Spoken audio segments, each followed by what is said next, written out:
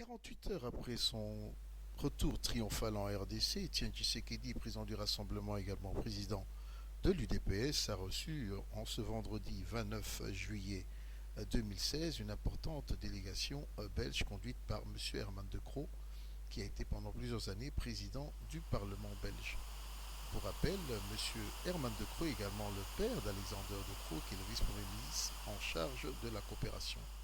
Pendant près d'une heure et demie, Étienne Tshisekedi et ses hôtes ont devisé, et je vous prie de suivre dans quelques instants l'interview que M. De Croo a bien voulu nous accorder. Je vais en contact avec l'équipe. Merci.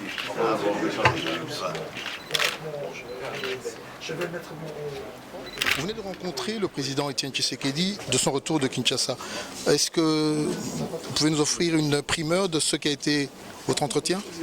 J'ai trouvé un homme qui a eu avec nous une discussion profonde.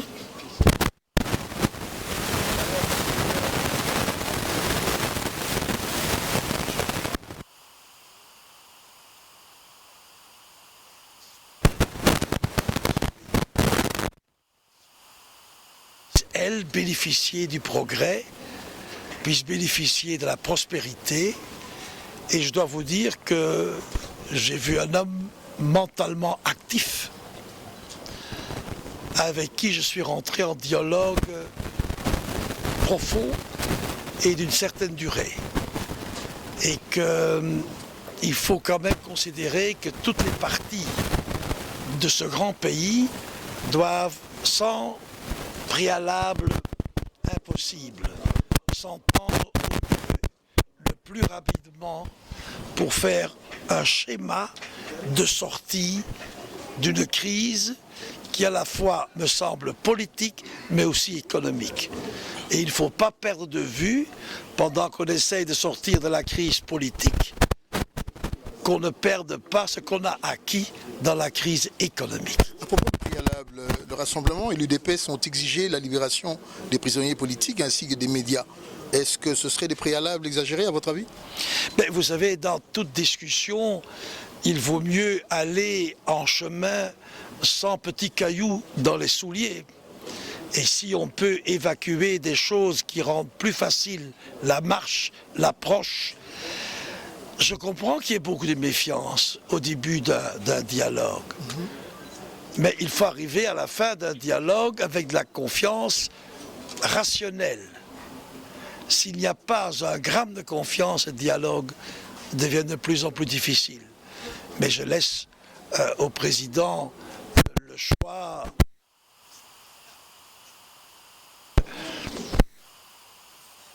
rase de beaucoup de choses.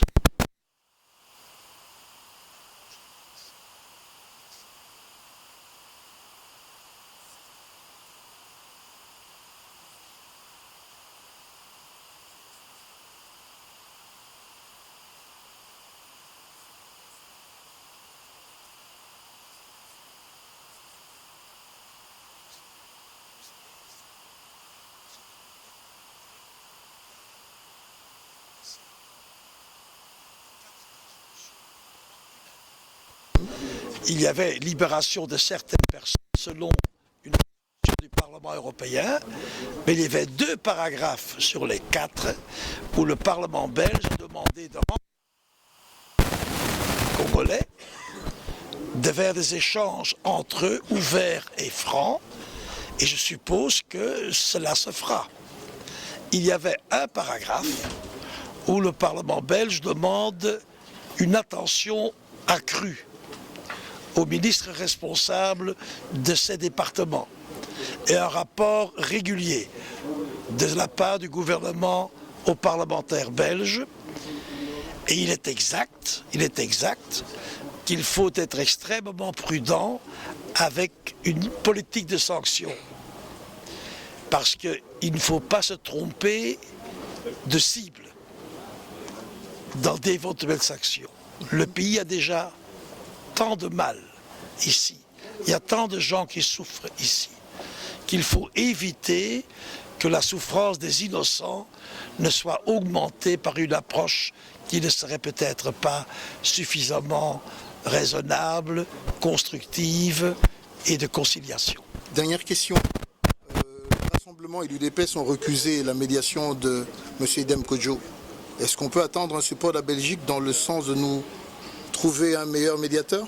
Le gouvernement belge sera probablement mis au courant de cette position et décidera, après beaucoup de consultations, est-ce qu'il y a eu des malentendus, est-ce qu'il y a des possibilités peut-être autres pour arriver à ce qu'on démarre.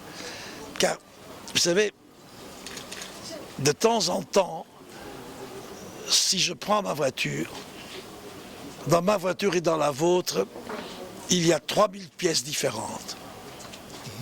Vous n'allez pas toujours examiner les 3000 pièces pour voir si tout est en ordre. Vous voulez, quand la clé est dans le contact, que vos freins sont en bon ordre, que le moteur marche, que les pneus sont corrects, que vous avez plus de rechange avec vous et que la voiture puisse bouger.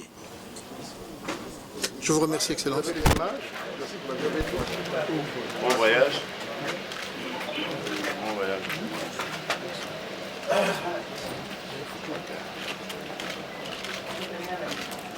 Voilà.